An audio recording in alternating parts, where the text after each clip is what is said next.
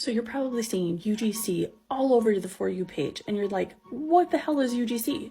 Well, let me tell you, UGC stands for user-generated content. So when you see all these sponsored posts or influencers that are promoting a product, and they're just popping up as you're scrolling through TikTok, and you don't even follow any of these people, that, my friend, is user-generated content. That video is going to start with something that grabs your attention, like, TikTok made me buy it. And then they go on to tell you about the product and how it can solve a problem or why they love it, and then where you can buy it. So what's happening is the brand is paying that creator to create the video for the brand to use on their social media platforms and to run them as ads. So what's so cool about that is the creator gets paid to create that video. They don't have to post it on their page, and they don't have to have any followers in order to get paid.